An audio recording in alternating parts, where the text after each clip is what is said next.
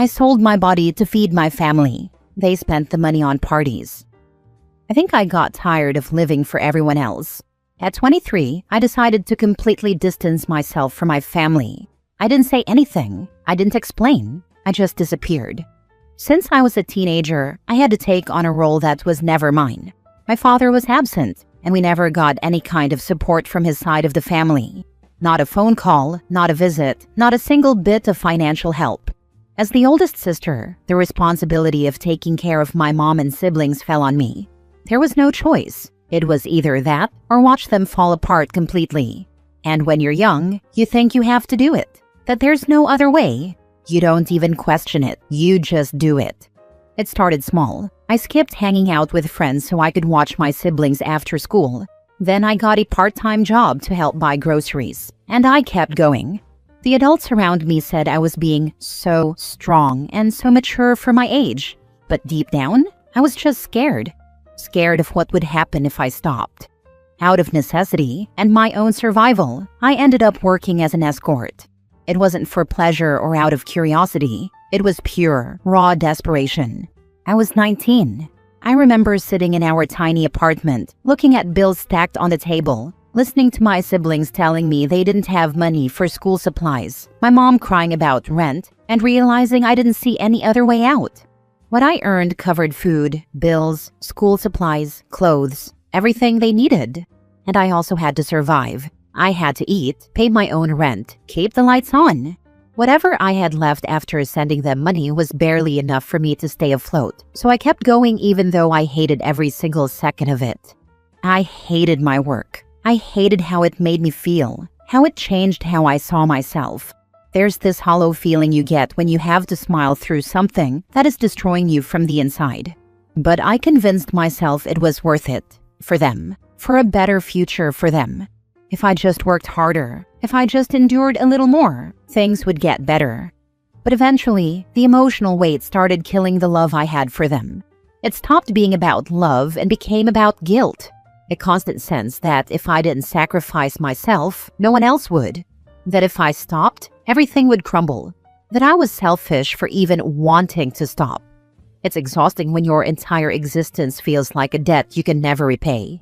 One day, I woke up and realized I couldn't keep doing this. I had no life of my own, no identity, just a constant cycle of work, guilt, sending money, and silence. So I packed up and moved to another part of the country. I didn't tell anyone. I didn't even leave a note. I just left. From there, I kept sending money. I told myself it was temporary, that I just needed space. But the more distance I put between us, the more detached I became. I stopped feeling connected. I didn't want to hear from them. I didn't want to be the person who was only valuable because of the money she sent. And then one day, I found out the truth. While I was breaking myself piece by piece, doing something that destroyed me, they were spending the money on alcohol, parties, and unnecessary things, like it was normal. Like my sacrifice meant nothing, like they had no idea or didn't care what it was costing me. That's when I broke. I cut them off completely. No more money, no more messages, no explanations. I disappeared.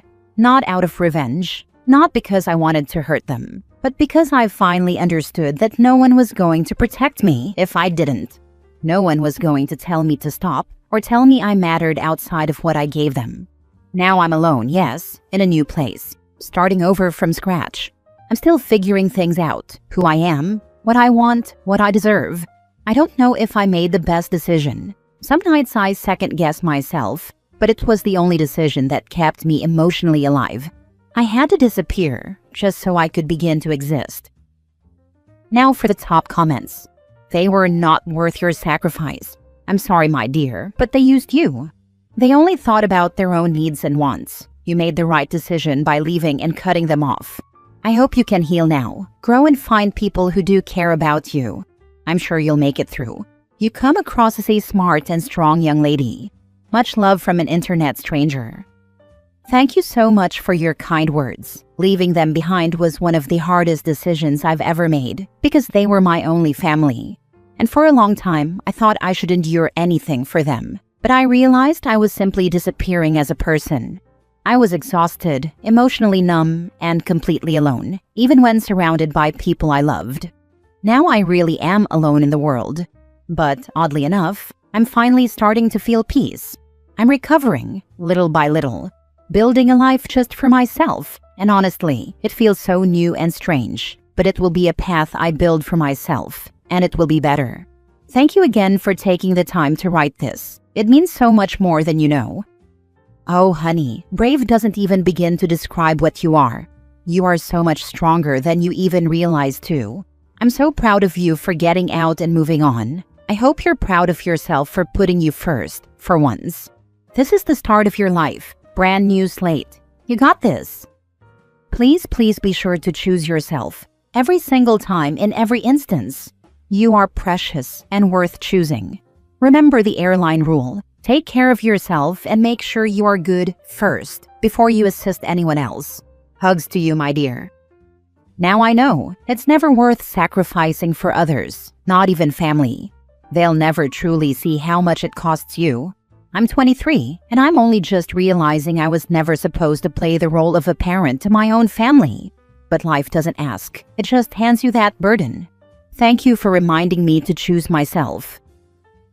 Next story. My ex-husband returned my dogs to the shelter and one was euthanized. I fought so much for those dogs, and in the end, he won our dogs in the divorce. He had the dogs before our marriage. My ex-husband and I were only married for 2 years. I was completely shocked when I saw on FB that one of my dogs was euthanized at a shelter. Gracie was my favorite dog. She was only 6 years old, and the shelter killed her. She was the sweetest dog I ever met. She loved everyone and everything. My other dog, Shank, was on an adoption page I saw on a local FB group I follow. I immediately called the shelter and said I wanted to adopt him and that he was my old dog, explaining my situation. They told me they were sorry, but that was posted more than a week ago and he's already been adopted. My heart is so broken. I called my ex-husband, and his explanation was that he didn't have time to take care of the dogs anymore, and that they would be in a better home in a more active environment since the dogs barely went outside when they were living with him. He probably had those dogs for a few months after our divorce, and then he put them in a shelter. I said he should have just given the dogs to me. I loved them. He didn't want to give them to me because he wanted me to suffer. He didn't want me to be happy. He knew how much I loved those dogs, and to make my life miserable, he'd rather have his own dogs euthanized than for me to have them because he knew how much those dogs meant to me. He did say that he didn't think Gracie would get euthanized. He had to see the posts to believe it. I showed it all to him. He claims he didn't know it was a kill shelter, and that he thought she would have gotten adopted easily because she's sweet. But the thing is, she looks like a pit bull. I don't know her exact breed. The shelter he originally got her from labeled her as a hound mix, but she does look like a pit bull, so there are negative stereotypes about pit bulls. And then she's 6 years old, and dogs don't get adopted at an older age, so obviously this was going to happen. I didn't worry too much about Shank since he's a lab. I just hope he truly is in a good home. This whole thing is just so terrible. I keep having dreams about my dogs. I miss them so much. Your ex-husband is an evil human being. That's devastating. I'm so sorry. Yep, knowing for a fact that you wanted them, he was willing to let 2 creatures suffer just so he could be petty. I hope karmic justice is a real thing, because this dude should end up with one of those really gruesome wasting diseases for which there is no treatment. Oh my God, I am so sorry. This is absolutely horrific. Your ex is a straight-up sociopath. I would warn anyone who knows him what he did and how evil and heartless he is.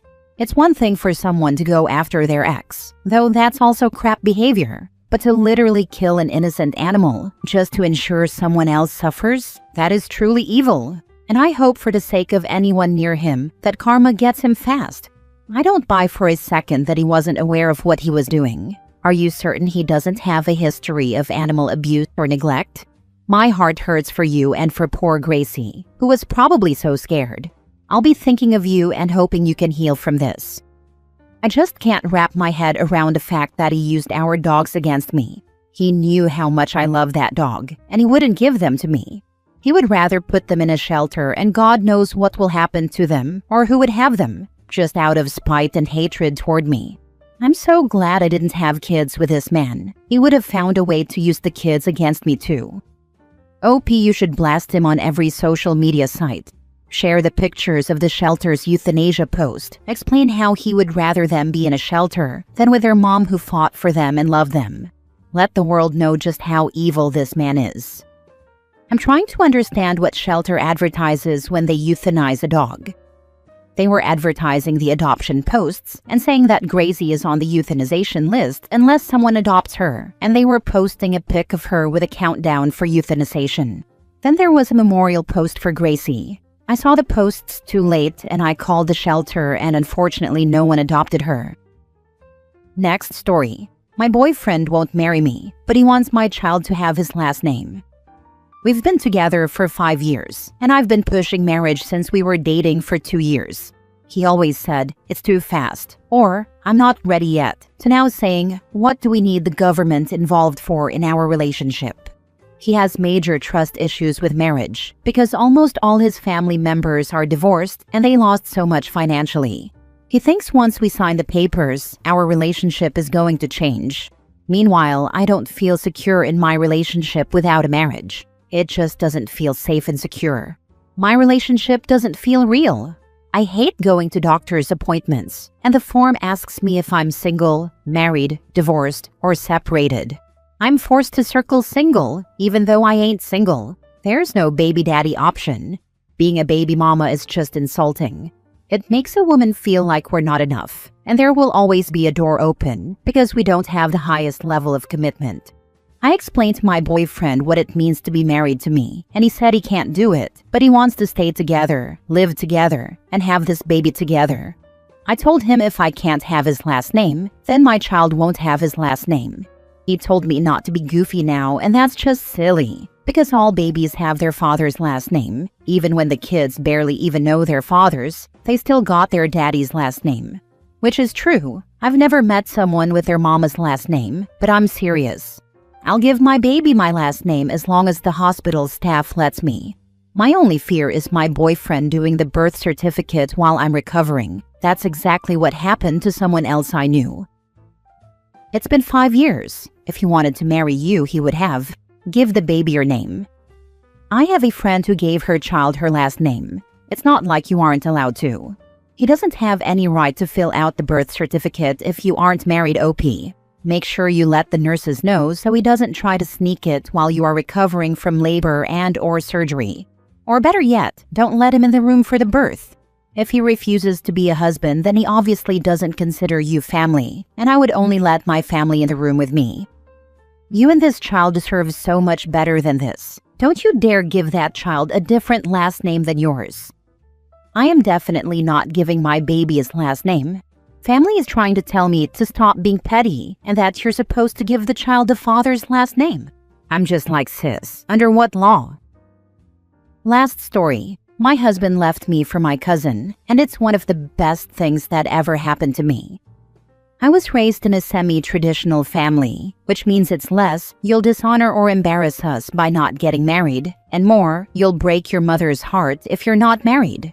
So when I was introduced to my now ex-husband, who's a kind, smart, financially stable man, we got married right away.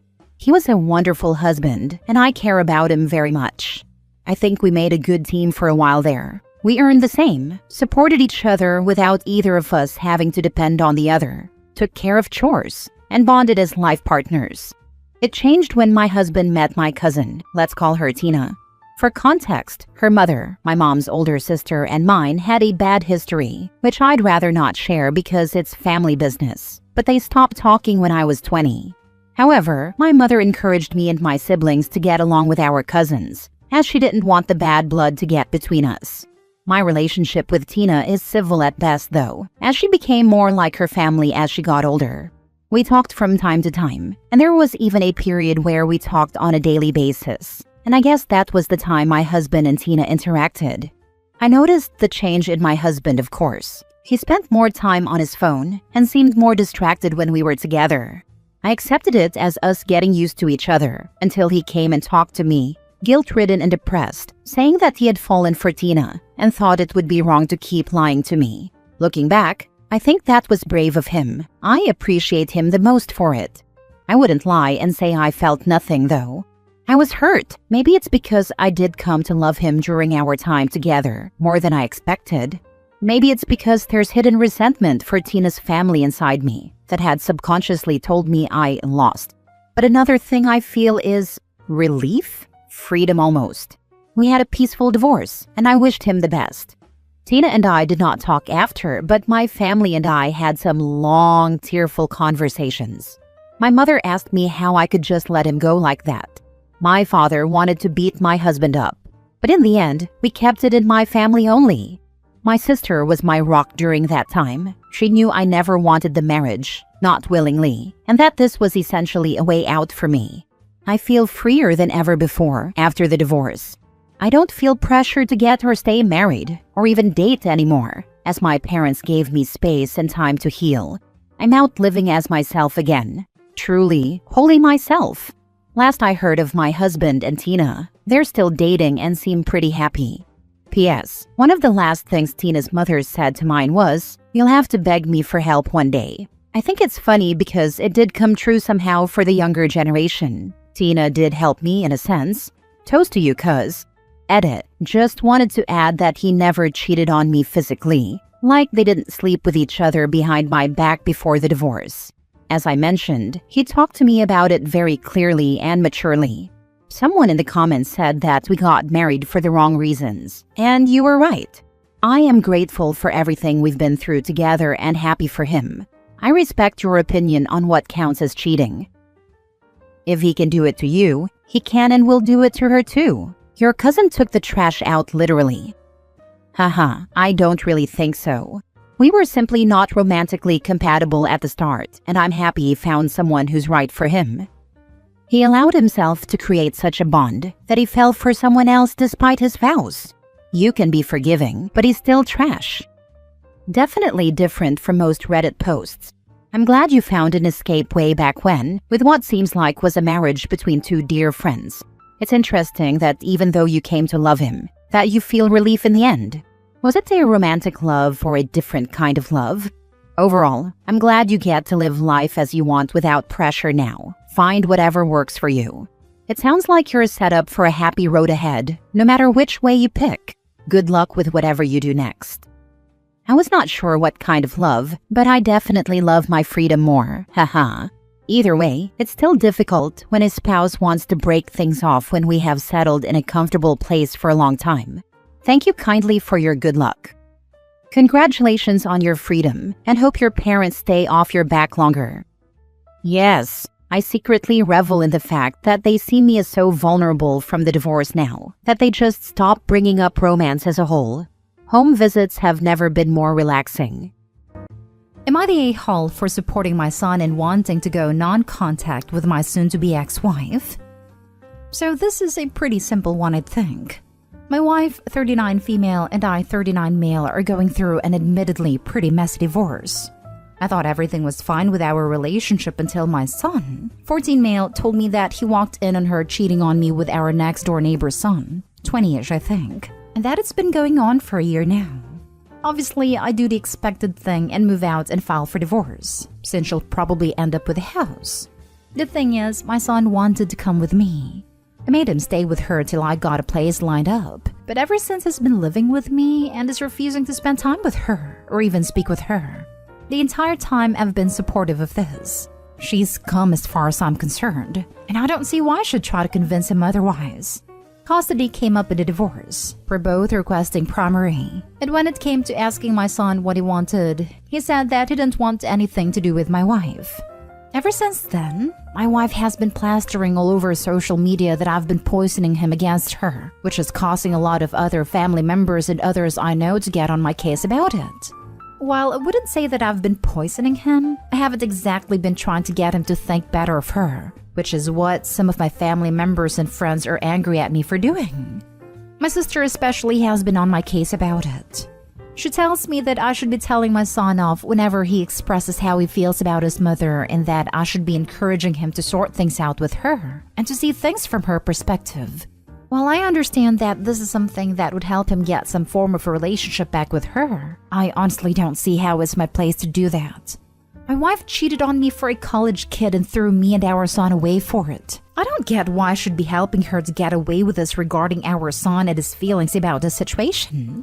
My sister and everyone else I've shared my thoughts with are calling me a major a-hole for it. So I'd like to see if others who don't know either of us agree with them or whether or not it's just a microcosm of our social group and family. So am I the a-hole? Now for the top comments. Not the a-hole. He's old enough to make that decision for himself. You're just supporting and enabling him to make that decision. Just be aware of the influence you have when you talk about her with him. Not the a-hole. OP, what your wife did was hideous and your son witnessed it himself. So you were not poisoning his mind. His mom did that all by herself. But your child definitely needs therapy, and I think it would help you too to get into therapy yourself. As for the family members who are blaming you, tell them to mind their business or you will cut contact with them too. I personally am not in favor of social media's smear campaigns as it does more harm than good and can easily get out of hand. So block and ignore your ex. Other than that, try your best to get full custody of your son and don't pressure your son to start having a relationship with his mom again. He can do that if he wants to down the road. I will say this though, before the exodus, I definitely hit one of her posts up complaining about OP poisoning her son against her with a... Well, actually, OP's wife was caught by son smashing 20-year-old neighbor and then came to his own conclusion about the value of his mother and then screenshot. Post to Reddit for karma and wait for her to block you while having the solace that 50% of the people that interacted with that post now knows the facts. Oh, and not the a-hole. Not the a-hole. I'm sorry your wife did that to you. But I'm 100 in supporting of kids deciding whether they want to put themselves in that situation. So long as you make sure your son knows you would facilitate any contact he wants with the ex-wife in the future, you're doing the best for him.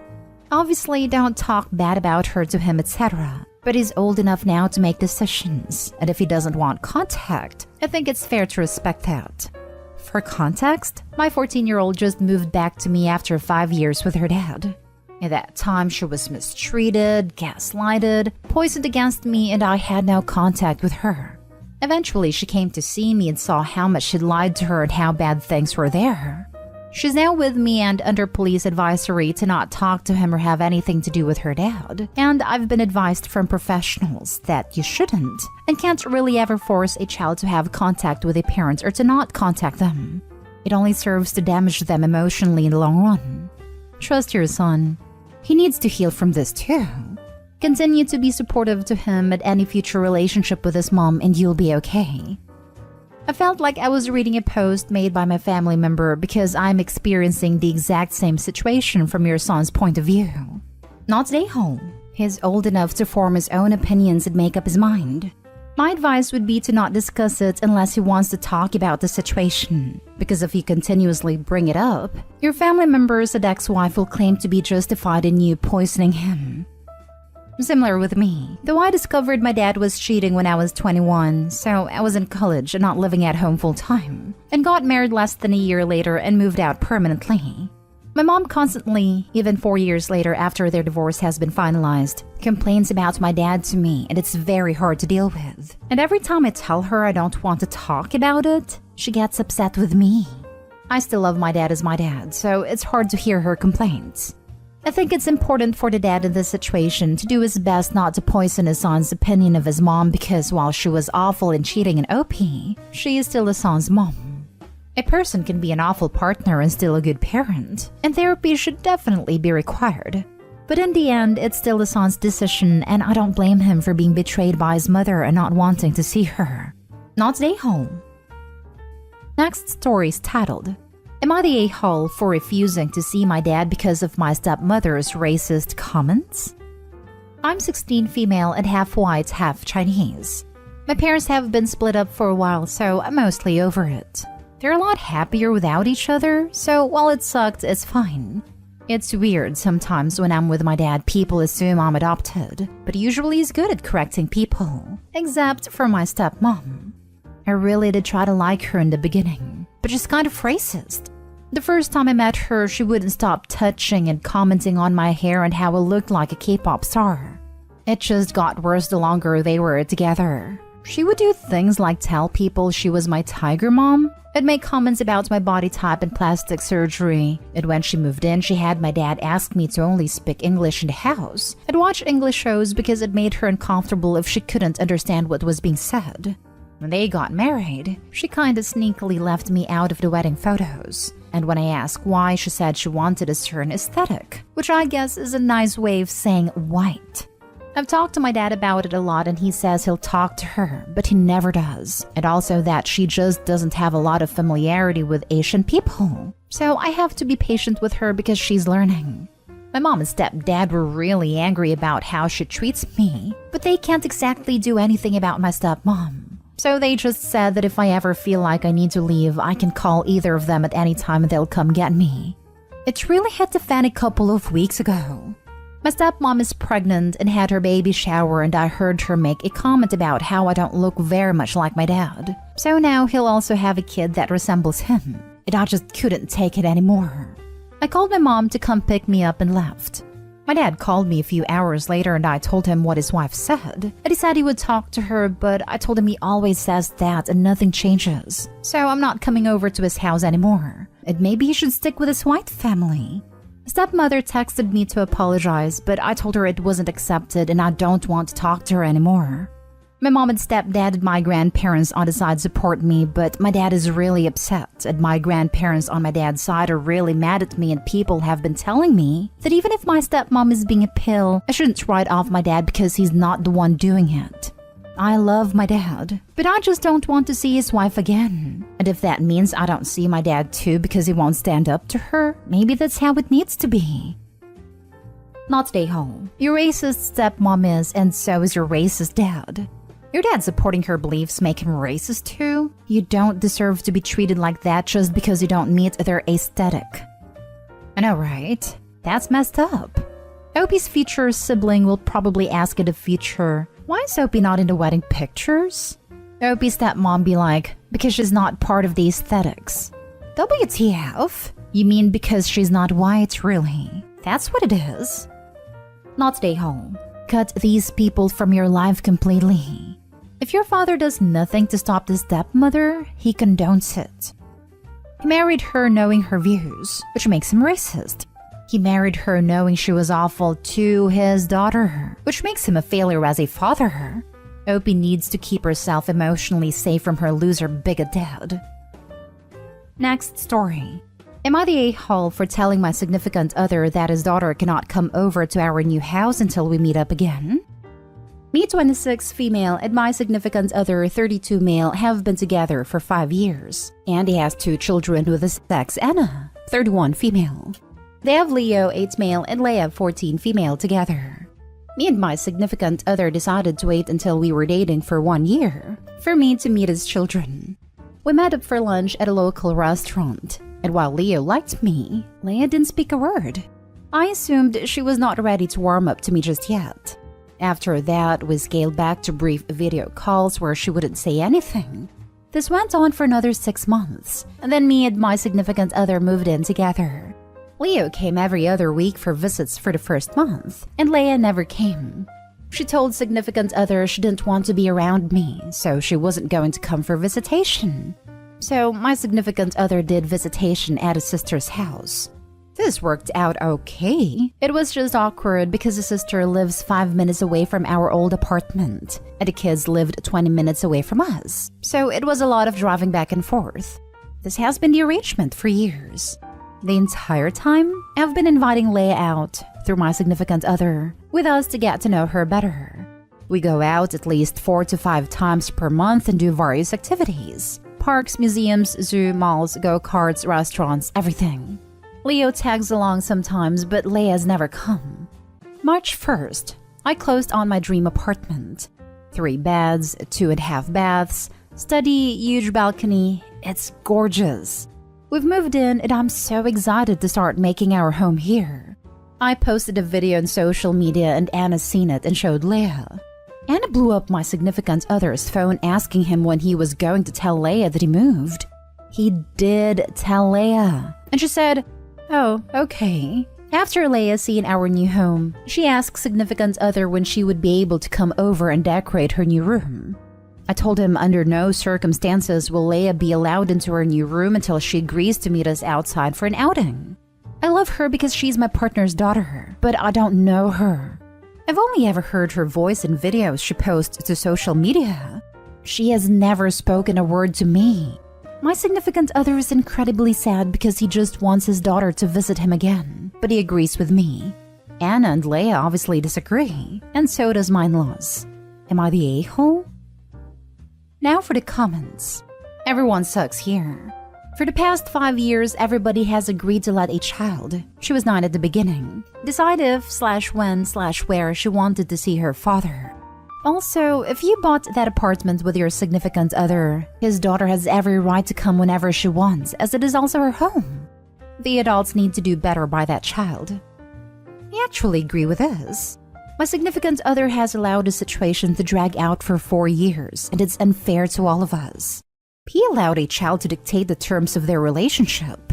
4 years of family events where he had to exclude me because she wouldn't come if I was there. 4 years of living a double life to keep us separated. I purchased that apartment with my own money.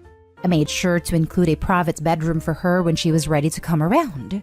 I'm assuming she's ready now, but she is saying she absolutely does not want to go out for dinner or an activity. She just wants to decorate and start coming over. She wants a relationship with her father, not with you. That's her right. The more you're going to push, the more she's going to run. Is it going to suck for you? Yes, but you made a choice to move in with him knowing he had a daughter who wanted nothing to do with you. You either accept that or tell your significant other to find another place to live. Cool, that's her right. She can have that relationship at his sister's then because her apartment isn't his apartment. It has got no right to demand a room for the kid. Yep, the bio parents have had 5 years to establish a relationship and set boundaries that would let Opie get to know the 14-year-old at least enough that the 14-year-old would already have their space in the apartment. The 14-year-old made her choice, and now she's learning that what she does or doesn't do may have unforeseen consequences. Opie has every right not to have a stranger in her home. All she's asking for is an outing to get to know the girl. Now for the last story. Am I the a-hole for how I'm treating my daughter? My daughter, 32 female, and I, 69 female, are very close. We used to live in the southern part of the US. I divorced her father when she was 13, and then she made a decision to cut him out of her life. So it's pretty much been just the two of us ever since. About 9 years ago, she chose to move up to the East Coast to look for work after her college graduation. I was supportive and happy when she found something. About 5 years ago, my mom died, so I had no family left in the South. I wanted to move, and it was either move to the East Coast to be near my daughter or move out west to be near my brother and his partner. My daughter said, "If you want to move up here, I'm fine with it. But don't do it just for me, because I'm not attached to this area, so who knows if I'll stay." I said I understood, but decided to move there anyway. I purchased a condo in the same town and have lived here ever since. About 2 years ago, my daughter needed to move out of her apartment because of some issues with her neighbors, and it just so happened that a condo next door to mine became available to rent. The rent was too good for her to pass up, so she moved in. I love that we live so close. Anyway, about 8 months ago, she started dating a man from a town about an hour away. They are planning on her moving in with him, since he owns his house, which means she will be about an hour away from me. I'm happy for her, and I like her boyfriend, but I'm not going to lie that I'm a little sad about her moving. Anyway, for the last few months, she has become very short with me on a lot of topics.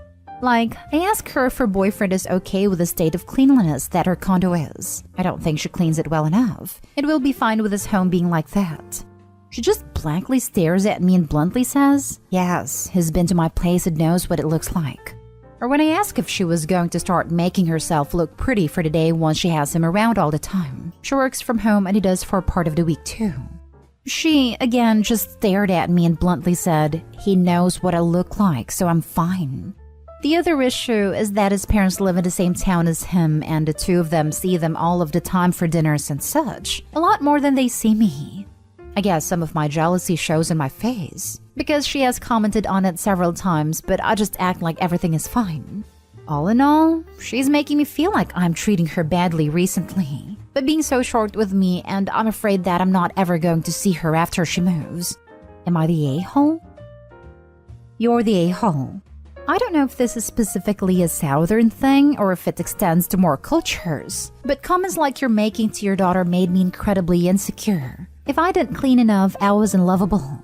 If I didn't do my makeup, I wasn't pretty. So my natural face wasn't pretty. You're making these comments to make her feel less secure in her relationship. Whether you're doing it consciously or not, the result is the same. You are undermining her self-confidence. And yes, you're probably going to lose your close bond. No one wants to be around someone who makes them feel self-conscious. No one wants to be around someone who makes them feel unlovable. Texan here. When I was in college, my boyfriend and I evacuated to my grandparents' ranch following a hurricane. I was an evacuee. I was on a ranch. I wasn't wearing makeup or dressing up, but that's not any different from any other time on a ranch. My granny told me I had let myself go, presumably because the boyfriend would see me at my worst since it was never a problem prior. Ranch kid here. Well, it's a good thing she can cook, said at the end of a muddy, bloody day of me working kettle. Thanks, Pops. You just undermined pretty much all of the fears and dependence you instilled in me. All for a laugh from the menfolk. Am I the a-hole? My 47 male son, 28 male, cheated on his pregnant wife, 25 female, and now I'd rather support her than him. My wife, 48 female, and I, 48 male, have 3 kids, and this one is the oldest. Admittedly, we made some mistakes with him. He was unplanned, and we had him very young. We were both balancing school and work, and he was always troubled. I thought we had done some work, mended some bridges, and that he had moved on from the issues of his younger days. When he got married, my wife and I were so happy. We thought she was wonderful and that she brought out the best in him. When they told us earlier this year that she was pregnant, we were thrilled. I couldn't wait to be a grandpa. Well, the pregnancy is now at risk, and my daughter-in-law had to go on bed rest. She can barely get out of bed at all, and my wife, our 2 daughters, 21 female and 17 female, and I have been doing our best to help her, since she doesn't really have anyone else. With her bedridden, we really thought this was my son's chance to step up. Well, he didn't. A few weeks ago, daughter-in-law called my wife and she was really upset. We were worried something was wrong with her pregnancy and rushed over. Well, she showed us his tablet. It was connected to his WhatsApp and he had some very explicit conversations with another woman. Not only that, but he was talking crap about his wife, saying she was faking her pregnancy complications, that only the other woman understood him, and that she was sexy compared to his bloated wife with her stretch marks, and how he would totally leave his wife for this woman once the baby came, and he made sure it wasn't his. He called his wife entitled and complained that she expected him to wait on her hand and foot. He also said that we were giving him the stink eye and lecturing him all the time. So not only did he start spending more time out of the house, leaving us to care for his wife, but he actually went out and cheated on her, and then badmouthed her with us while doing it. Again, he cheated on his pregnant, bedridden wife, instead of taking care of her. I'm getting angry even typing this. We helped our daughter-in-law pack a bag and brought her to our house. We decided to wait for him to check on her, except he never did. For 2 days, she stayed at our house. My wife took a day off work and my youngest stayed home from school. They've been supporting her as best they can. When 2 days passed and he still hadn't checked in, I went over to his apartment, where I found him just chilling, playing his PS5. I went ballistic. I told him I couldn't believe what a piece of trash I had raised, and that this was no way to treat his family. He just shrugged and said we've always treated him like trash anyway, so this was all our fault, and that his wife was cheating on him first. I asked how he knew that and if he had any proof. He said something ridiculous about her not wanting to quit her job, plus some guy from work looking at her funny at a work event. He insisted there couldn't possibly be any reason for her not to quit her job unless she was cheating. So why should he care about her? I told him those were freaking excuses, and if he really believed that, he wouldn't be pawning off taking care of her onto us. He said it was completely justified because we always treated him like crap and that he didn't owe us explanations. I told him to get screwed, and things got even more heated. It ended with me smashing his PS5 against the wall and him kicking the side mirror of my car as I was driving off. By the time I got home, my wife was crying because he had already called her up, yelled at her, and accused us of kidnapping his wife. He was also demanding that we pay for his PS5, which is insane because we bought it for him 2 years ago for his birthday. My wife was very distraught and it took me a long time to calm her down. The next day, my mother called me because my son had reached out to her. She started admonishing me for not standing up for my son, throwing the whole blood is thicker than water line at me. I told her she could get lost because of our own drama from my childhood. She has no right to call me out, but it's nothing new for her to justify and excuse horrible behavior, like she did with my dad and stepdad. She echoed my son's accusations, and I told her that was rich coming from her. Because her cheating and my dad's cheating are exactly why I know how much damage it can cause to a family. She told me it was in the past. I reiterated that she could get lost because it's literally happening right now. My son is cheating on his wife, and she's giving me grief for it and excusing his behavior. She kept arguing until I got frustrated and hung up. In the weeks since, my daughter-in-law has been inconsolable. She's been staying with us, and my wife, my youngest daughter, and I have been doing our best to support her. We sit with her, watch TV, talk, and have family meals. But she's clearly devastated. My son has been sending her threats, saying she'll end up alone, unloved, and a single mom if she doesn't come back. It got so bad we told her to block him. When he tried that nonsense with my wife, she told him that the way he was acting, he was the one who would end up alone. We told daughter-in-law we'll stick with her no matter what. As far as we're concerned, she's family, and we love her. She seems grateful but understandably sad. Meanwhile, my son has been pestering us and getting more aggressive until we all just blocked him. My mom keeps bringing up the blood is thicker than water BS. But you know what? F that. Maybe we weren't the best parents to my son. We left him with my mom a lot while we worked and went to school, and maybe he felt neglected. That's probably why he acted out as a kid. But I still can't excuse treating the woman he supposedly loved this way, making up lies about her, and refusing to apologize or make amends. So, to hell with blood. I choose the daughter-in-law who has been nothing but loving and wonderful to all of us and needs us now, over the son who's turned into the worst kind of adult. I said it. My son is a piece of turd, and I think I might hate him. Maybe it's my fault. Maybe I should have been a different parent when he was a child. But this is how things are right now, and I want nothing to do with him. Here I am, looking for validation online. Am I the a-hole? Does my mom have a point? Now for the top comments. Not the a-hole. Your son is just looking for excuses not to be a father. This, regardless of what happened when he was a child, he's an adult now and responsible for his actions.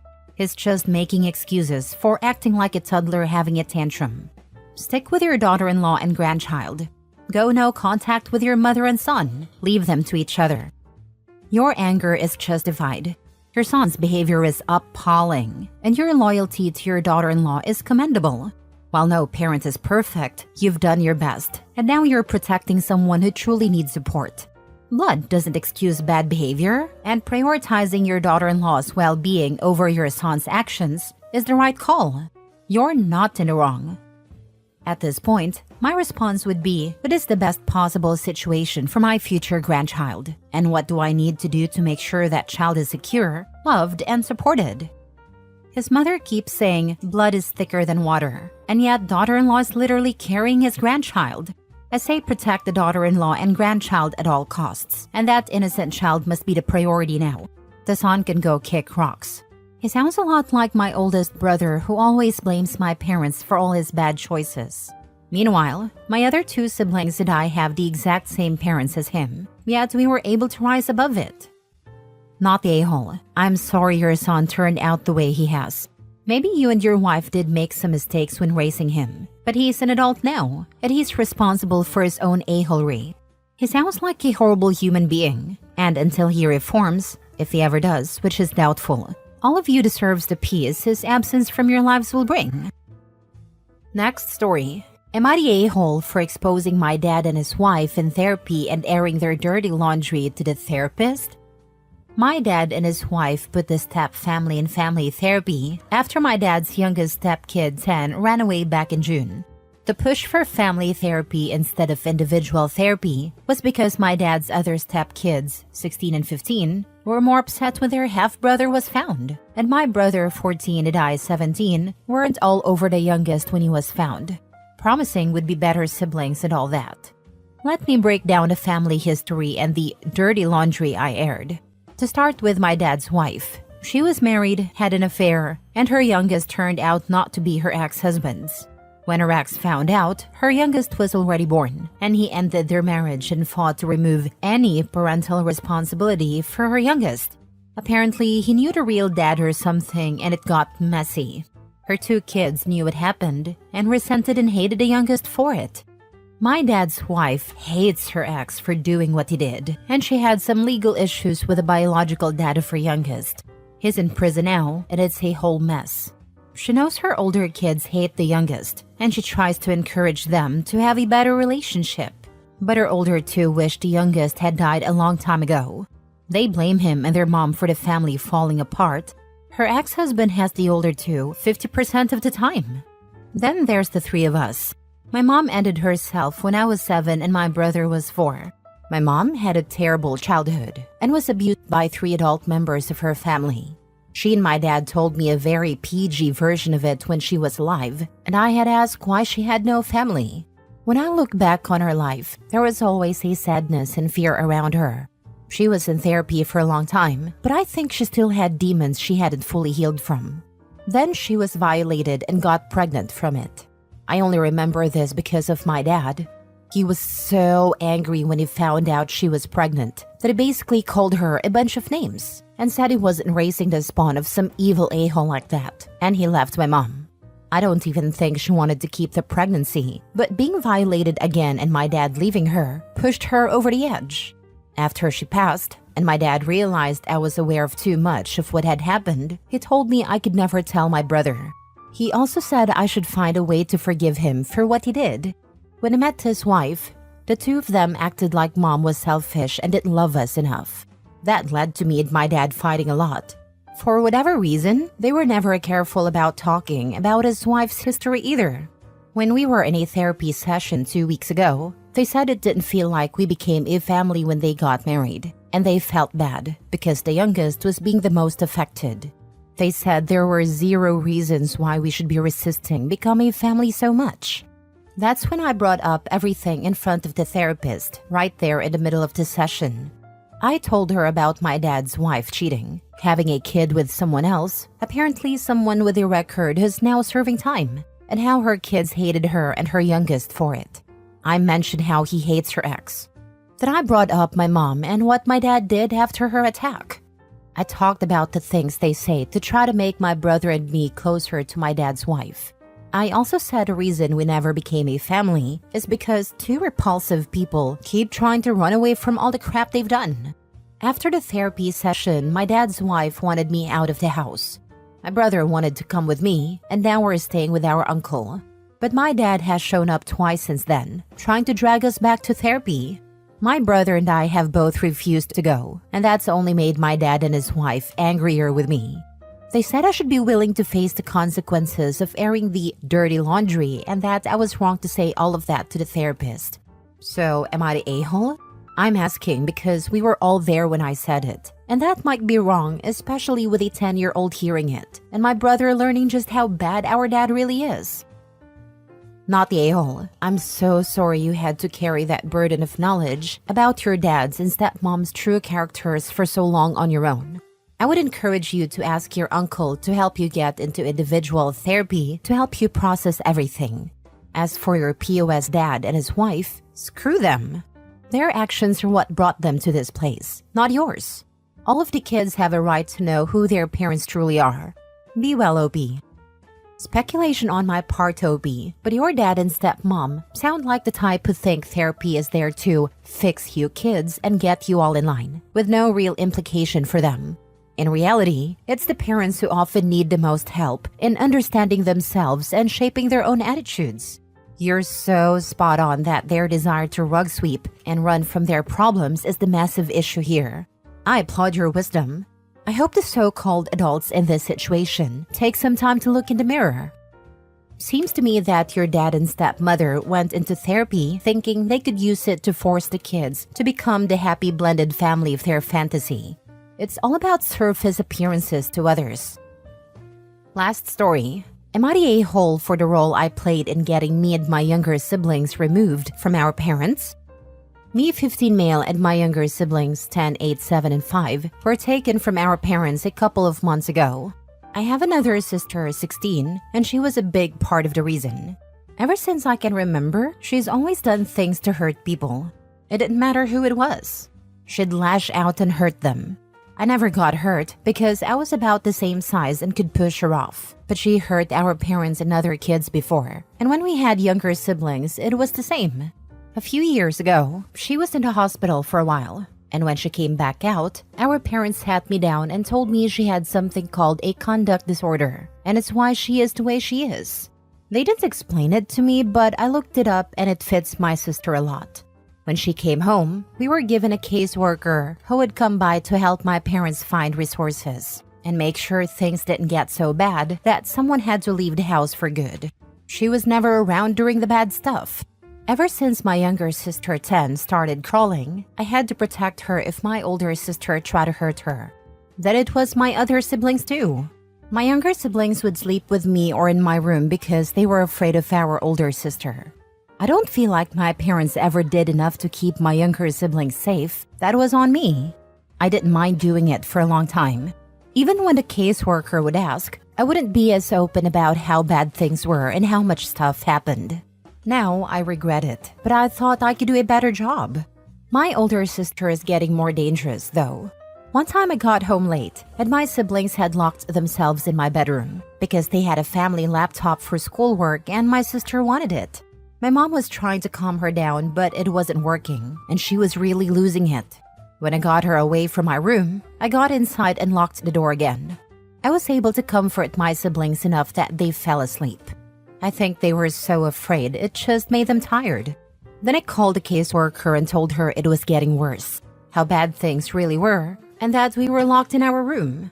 She came to the house with someone else. They talked to each of us, and after a couple of days, we were told to pack some stuff because we'd be staying with family. My aunt and uncle took my younger siblings, and my grandparents took me. My grandparents couldn't cope with all of us, and my aunt and uncle didn't want me. Since we were removed, not only are my parents mad at me, and I'm mad at them too, but my aunt and uncle blame me because my siblings miss me. They feel like I put this big burden on everyone because I got us taken away from our parents. I try to see my siblings as much as I can, but I'm also dealing with stuff that's coming to light more. I'm in a really bad place mentally, and I'm not sleeping like I should be. But my aunt and uncle keep saying I'm not there for my siblings enough, and since I'm the reason we were taken away, I should be taking it more seriously. Am I the a-hole? Now for the top comments. If your aunt and uncle want you to see the siblings more, then they should have let you live there. You did the right thing. If your older sister had really hurt one of your younger siblings, you would always wish you had done exactly this. CPS might be able to help you with your mental health and other things right now. It might be worth reaching out to them and asking. You can also tell them if you think your aunt and uncle aren't fit to care for your siblings. They always want to keep children with family, but sometimes that's not what's best for the kids. OP, tell your aunt and uncle to take your older sister so you and your siblings can live together at home. Then they only have to worry about one kid. I'm sure that'll be no problem for them. You aren't the person who got y'all taken away. She was. You did the right thing. And screw your aunt and uncle. They didn't have to live in fear like y'all did. Why don't they just take your violent sister so you and your siblings can go home? I bet they'd say no. Your sister needs to be in a hospital. They said they would never. but I'm supposed to keep protecting my siblings so we can all be together. Only I can't be there all the time. I wasn't there the day I had to call. Scared the crap out of me. Am I the a-hole for making my daughter-in-law cry? My son and daughter-in-law had their twins last year. They didn't want to put them in daycare and asked me if I could watch them. I've been doing childcare my whole adult life, as a nanny, and at the time I had a well-paying nanny job. My son and daughter-in-law couldn't afford to pay me as much, but I didn't mind as they're my grandkids and I love them. I do it for free, but I have to pay my bills. I did make sure multiple times that this was going to be permanent. I was quitting a good job for this, and I didn't want to have to scramble last minute. They swore up and down that it'd be until they were 3. I agreed, but I've had so much fun watching them this past year. They're now 18 months old, and I've started to teach them colors, ABCs, etc. We go to play groups so they can be with kids their age. My son and daughter-in-law sat me down last week, saying they feel more comfortable with the daycare. After doing research, they feel it's best they're in daycare now. They've already found one and gave me 2 weeks' notice. I was upset. They promised me 3 years of work, and now I have to scramble to find a new job they'll pay as well as my last one. I said all of this, and they said it wasn't fair for me to expect them to keep to that. I pointed out what this would do financially to me, and they said they had to think of themselves. They're paying the child care more, but it's worth it. I said now I don't know how I'll pay my bills, including my son's student loans that I pay. I left shortly after. My son says his wife cried and that I shouldn't have guilted them about this.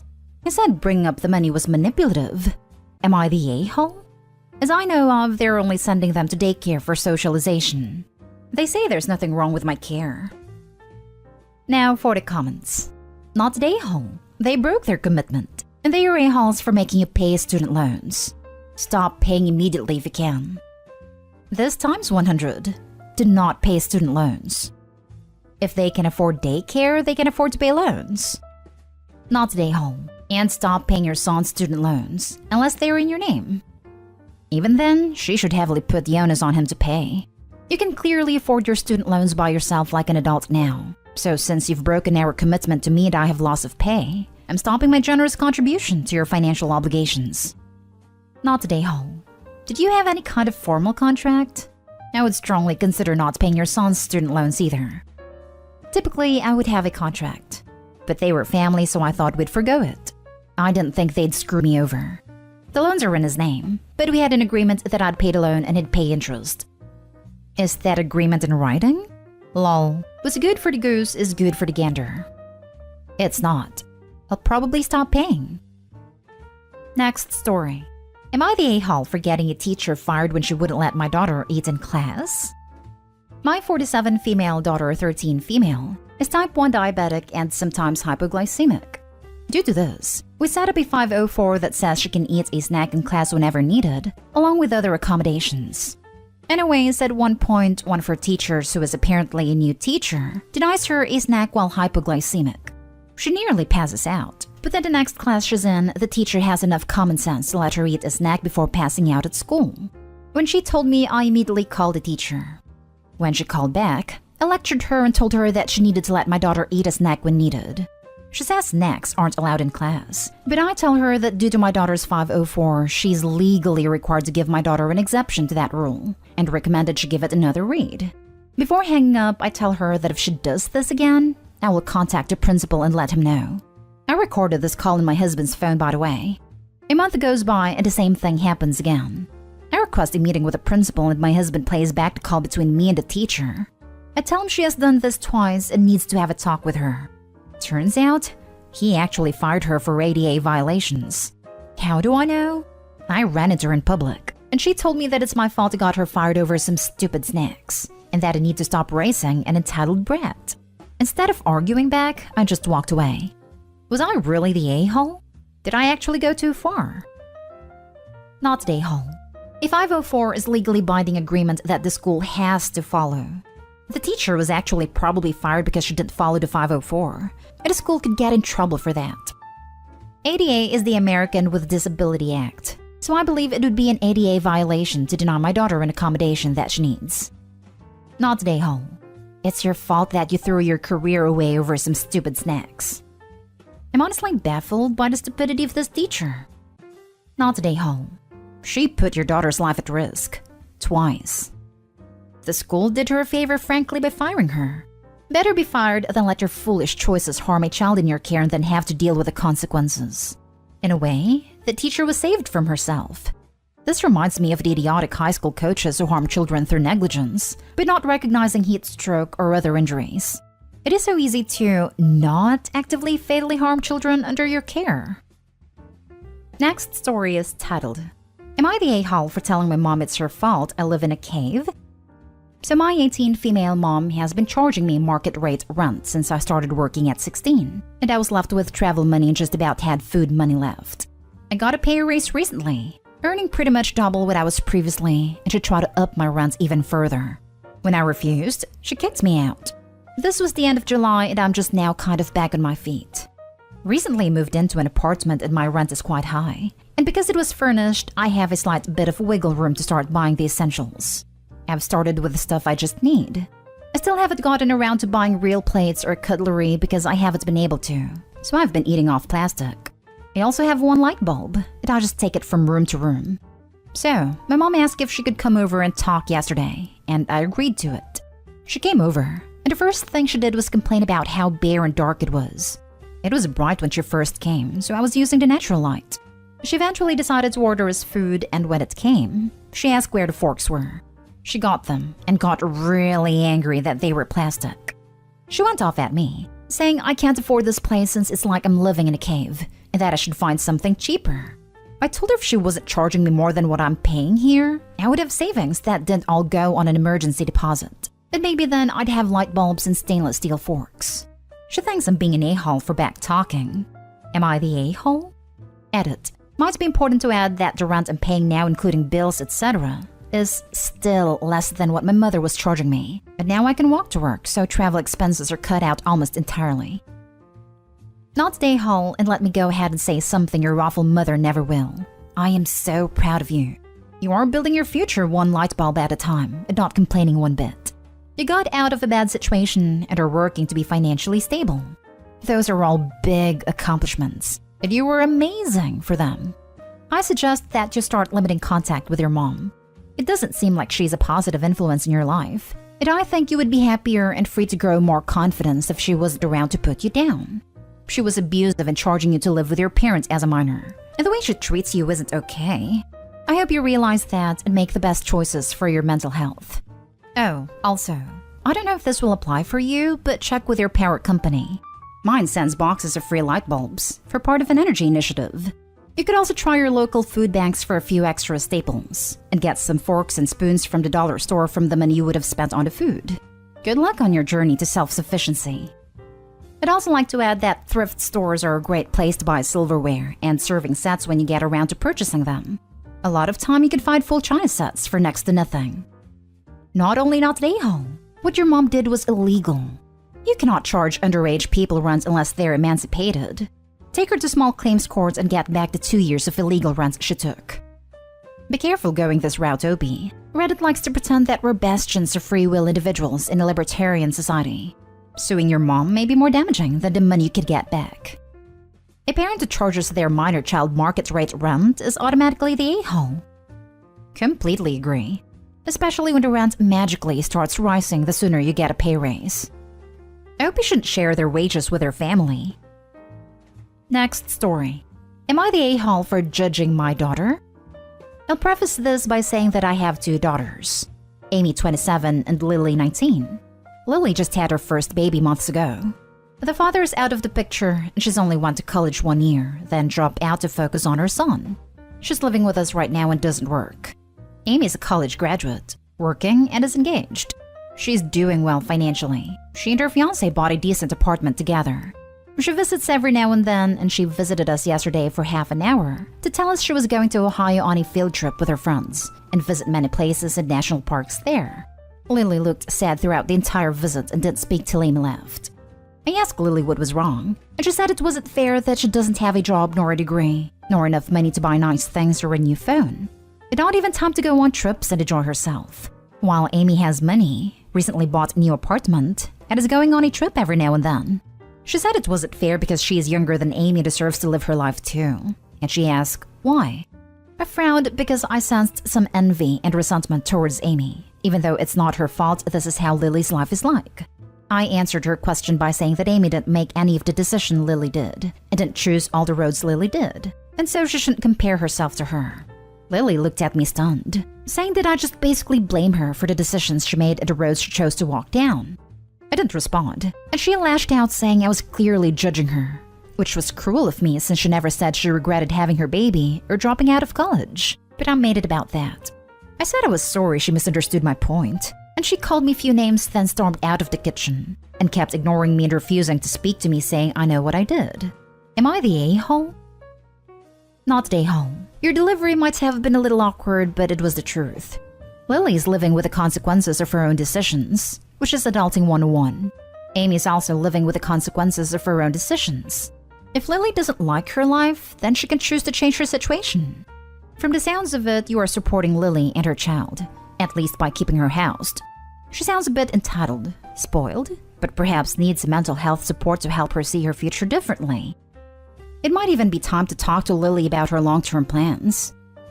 It's also not too late for Lily to turn her life around. If she wants Amy's life, she can go back to school and get that degree.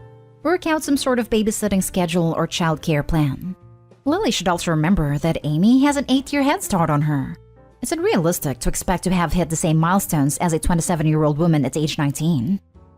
1000% not a hole. She has a baby young. It's a different path. It's not going to look as shiny as someone who took a different path. Sounds like Lily just saw the consequences of her choices, but still doesn't quite get it. You said nothing wrong. You didn't blame her for her choices or victimize her. You just let her know there's a reason their lives look different. I hope she kicks the entitled attitude soon, though. Not a hole. She reacted how a child would react. I suppose she wanted you to tell her that nothing is her fault and reinforce her point that life isn't fair.